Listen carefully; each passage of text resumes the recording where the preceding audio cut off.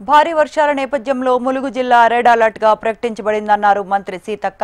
ములుగు కలెక్టరేట్లో జిల్లా అధికారులు, ఇరిగేషన్ అధికారులతో మంత్రి సీతక్క సమావేశమయ్యారు. భారీ వర్షాలు, వరదలపై అధికారులతో కలెక్టర్తో సమీక్ష నిర్వహించారు. గత అనుభవాలను దృష్టిలో ఉంచుకొని ములుగులో ఫ్లడ్ మేనేజ్మెంట్ కమిటీ ఏర్పాటు చేశామన్నారు ఆమె. వరద ప్రభావాన్ని దృష్టిలో పెట్టుకుని ఎన్డీఆర్ఎఫ్, ఎస్డీఆర్ఎఫ్ బృందాలను ఏర్పాటు చేశామని తెలిపారు. గర్భిణీ మహిళలను ఇప్పటికే సురక్షిత ప్రాంతాలకు తరలించి సౌకర్యాలు కల్పిస్తున్నామన్నారు. పర్యాటకులు ఎవరు ఈ నెల 27 వరకు ములుగు జిల్లాలో పర్యటించవద్దని చెప్పారు ఆమె. రెడ్ అలర్ట్ గా ములుగు జిల్లా ప్రకటించబడింది.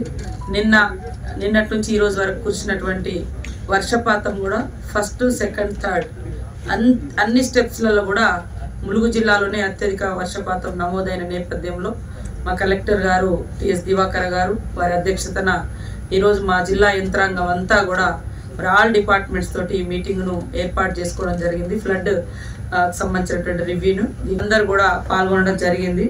గత అనుభవాలను దృష్టిలో పెట్టుకొని